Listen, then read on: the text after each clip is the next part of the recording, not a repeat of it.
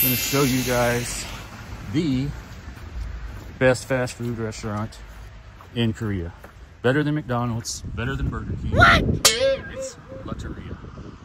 Up there is a park that we have right outside of our door, as you can tell. It's a pretty nice park. There's a walking trail that goes around about a third of a mile, so you walk around 3 times. And then the really cool thing to show you guys are the cakes, as you can see. So if you got someone who loves cakes, you buy them one of these, you show that you really care because you went through the effort. It's very, very nice. Well guys, that concludes our trip. We've managed to make a full circle. I've got my Paris baguette. We're gonna go in, have some ice cream, and then enjoy our snow day.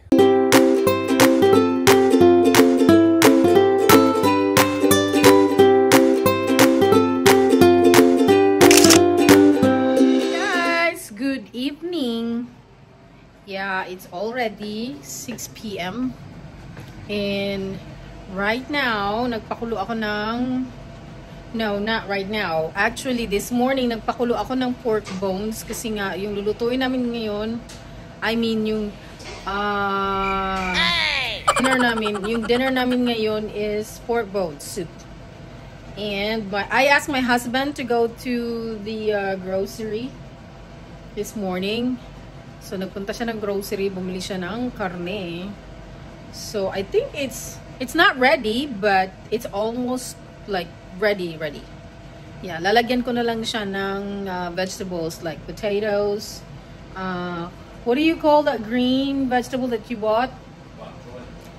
Yeah, lalagyan ko na lang siya ng potato, bok choy, and lalagyan ko siya ng squash. Yeah.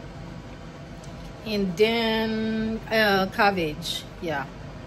So there you go guys. Hintayin lang natin kumulo. Ayan siya. Yeah. And while waiting for that meat to boil, magpe-prepare ako ng mga vegetables ko na kailangan kong mga sangkap natin na ilalahok ko dyan. Yep.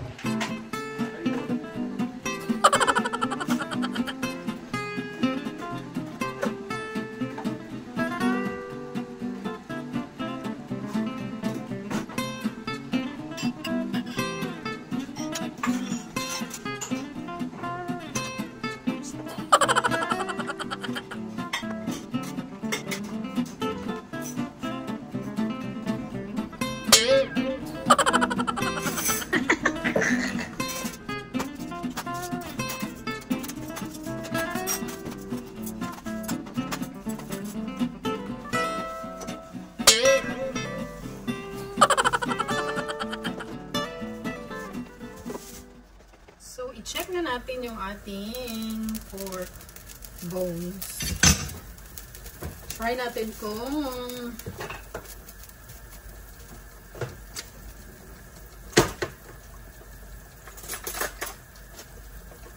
kung soft na ba siya. Ready na bang ilagay? Ooh! Pork ready. Okay. Yep. Ready na siya. So, meron ako dito ng isang potato. So, ito yung ilalagay natin. Ilalahok natin sa ating pork bone soup. And lalagyan ko din siya ng squash. Yung kalabasa. Grabe yung snow dito sa amin. Actually, yung snow, yesterday pa siya. Kahapon pa siya nag-start. Starts yesterday night. And paggising namin, ano na siya, medyo mataas na yung inches niya. And whole day talaga siya na umuulan ng snow. And actually, it's so weird kasi nga dito sa lugar namin, nandito kasi kami sa Pyeongtaek. Sa Pyeongtaek, kung saan kami ngayon, is actually hindi gaano nag-i-snow pang ganyan. But since last year and this year, okay. Last year siya nag-start and then this year, yeah, medyo maano na yung snow. Mas makapal yung snow, yes, last time. And then, makapal din yung snow this. Mas makapal this because I think nasa 15 inches na yata kami. Last time, it's just only 12. So, yeah. So, kanina umaga, yung asawa ko lang ang lumabas. Siya lang ang pinalabas ko kasi nga. Nadala na ako sa snow. Ilang beses na ako nadulas sa snow. As in, yung lagapak talaga. Alam mo yung parang lilipad ka na yung bagsak mo is yung puwet talaga. Parang takot na ako sa snow. At saka may problem din ako sa sa knee ko. May torn meniscus ako sa left knee ko. So kaya parang ingat na ingat ako. So yeah, ito na siya guys. Ihalo na natin sa ating four. Yeah, kukuha ko dito ng tatlo since maliit yung isa, yung dalawa. So, kukuha ko ng tatlo. Yan. Ititira ko to kasi nga magsasabaw ulit ako next time. And tsaka meron pala ako ditong tawag yun. So, yeah, guys, meron na ako nito. So, ko to. I'll add this one. Yan. It's a napa cabbage. Pero kakaiba siya kasi nakaganyan siya. As in, you buy this to the store like this, to the grocery store like this. But it's a napa cabbage. It's just so weird, right? Yeah. It's like a flower. Kung titignan mo siya, parang siyang bulaklak. Pero napa cabbage siya. Look at that. It's a napa cabbage, but it's like, sits like that. Kakaiba talaga siya. So, ito, isasama ko na to. Kasi nga, ito na lang last piece, last na lang to natitira sa, nung ginamit ko to last time. And then, halo-halo na with this one too. So, yeah. Ayan, kumulo na siya. So, hugasan ko muna yung mga vegetables.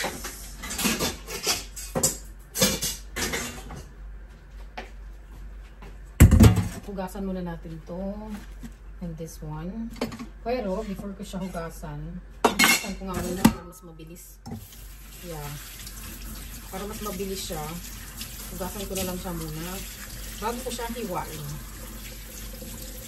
At least, pag ganito, pwede ko siyang isa-isa. Ang ganyan. And then, this one. Yung ating bok choy. How much did you bought for the bok choy?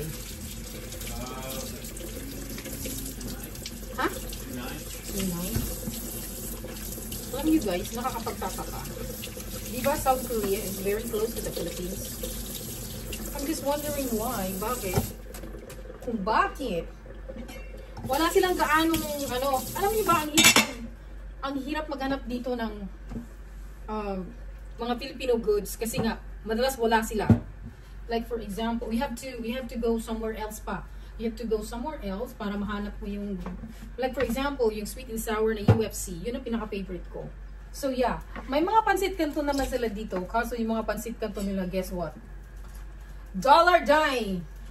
Where else kung sa States ka, mabibili mo lang siya ng, actually, wala mang dollar. So, mas mura siya. That's why I don't understand. I'm just so confused. Sabi ko, bakit kaya ganun? Parang ang hirap maghanap dito ng, Filipino goods. Sa States, mas marami kang kaso nga lang, yun nga lang, malayo siya. You have to go to a certain place. You have to drive far and you go to a certain place. And meron naman, every states, meron namang mga Filipino store. Hindi nga lang siya, hindi siya malapit. So you have to drive. But, pagpunta mo naman sa isang lugar, hindi lang naman iisang Filipino store ang makikita mo. Madami. So yeah. Dito dahil mahal. Malapit lang naman sa Pinas. Yung variety ng pansit nila dito, isang variety lang. Sa States, makakahanap ka ng ibang variety na ano pa ba. Basta mas marami kaysa dito. Kaya nagtataka ako. Yeah, yun lang. Nachika ko lang. So, ano pa ba? Okay, maglagay na tayo ng squash. So, yeah, I have frozen squash here. Ayan. Ayan. Maglagay na tayo.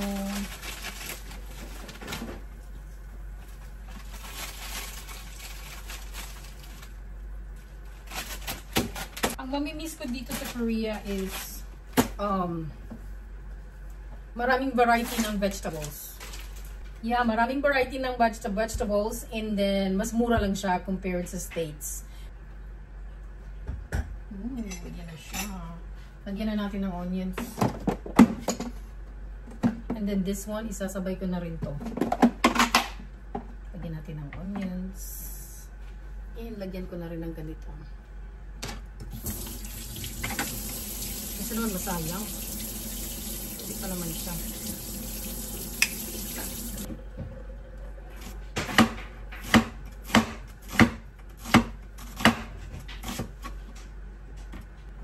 Happy Chinese New Year pala sa lahat. Actually, tomorrow is the Chinese New Year.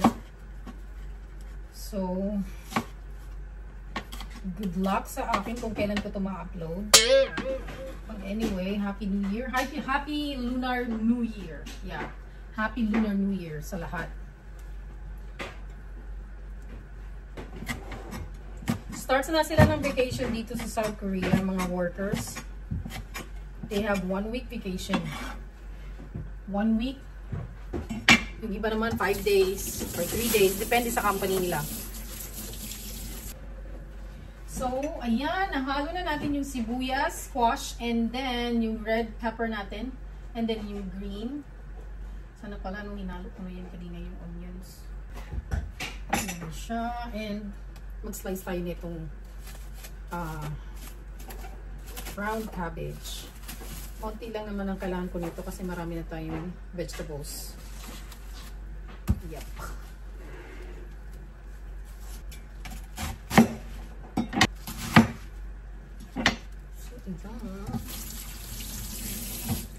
So, yun na yung vegetables natin, guys. Ayan. So, ayan siya.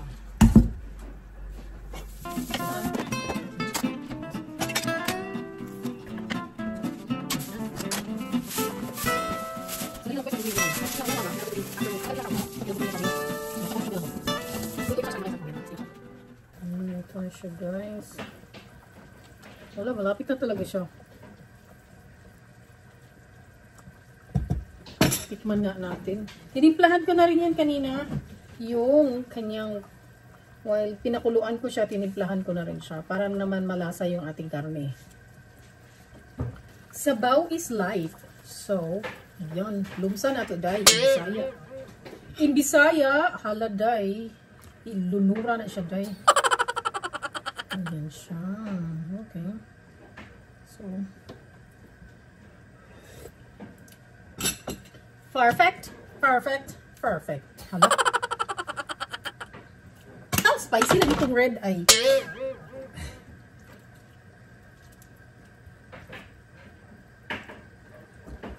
And then ito, kuha tayo ng sibuyas. Green onion. Gusto ko ng maraming green onion. So, ganyan siya kadami. Okay.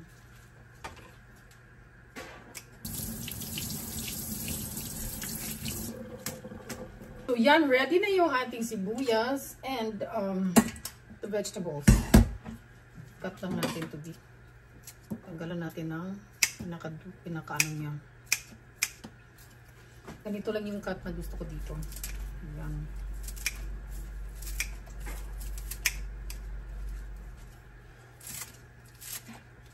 Ayan lang siya. Isasabay ko na siya sa mga green vegetables. Hala, uy, nang lupad man! So, ayan, ready na siya. So, ayan na siya, guys. Kumukulo-kulo na. Ayan, hala. Oh my gosh. Ang sarap. Pakita ko sa inyo ng malapitan. So, ayan na siya. Kumukulo-kulo na. Ayan. So, pwede ko nang ilagay yung ano. Ilalagay ko na yung ating vegetables. Hold on. Ayan. Lagay natin yung vegetables natin. Unahin natin tong round cabbage. Ayan.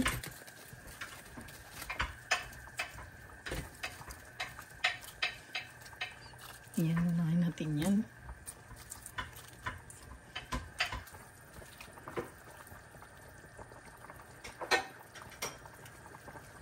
Kasi ibang klase siya na cabbage, pero yung parang matigas, hindi yung parang malambot.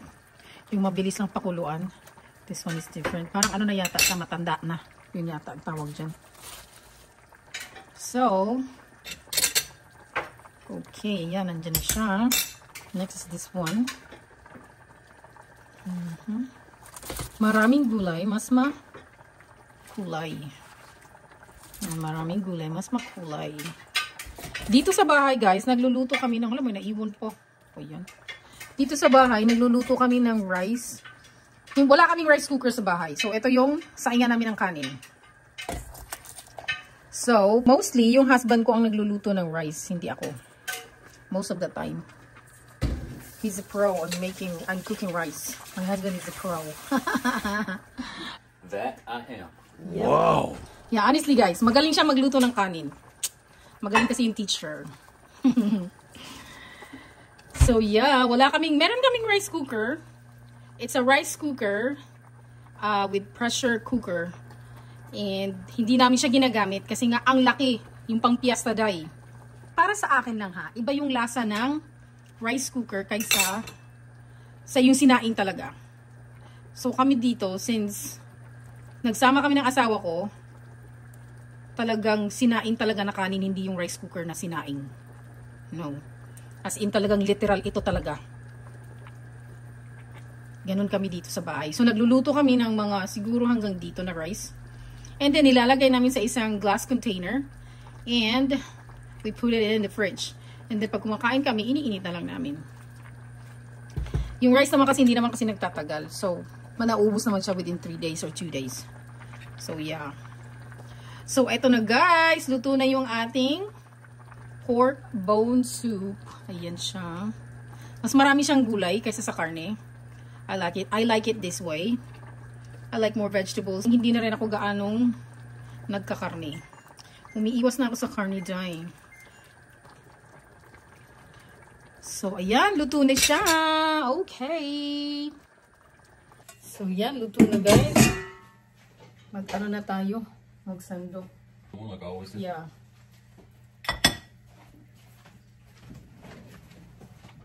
Where's your bowl to? So, maglagay tayo ng... You don't want the rice to stay separate though, right? Yeah.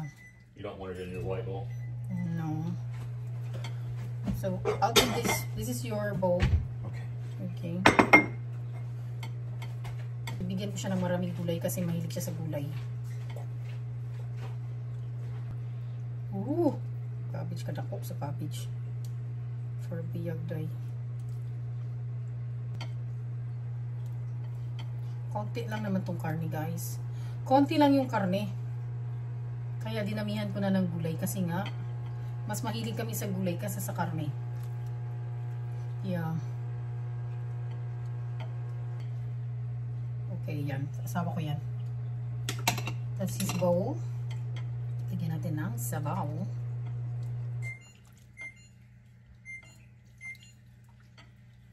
Ooh, ayan na. Ready na ang ating soup. Yan, para sa asawa ko yan. And this one is for me. Ayan. Yan, may lig ako dito. Lalagay din ako ng laki. Ayoko ng cabbage na yan.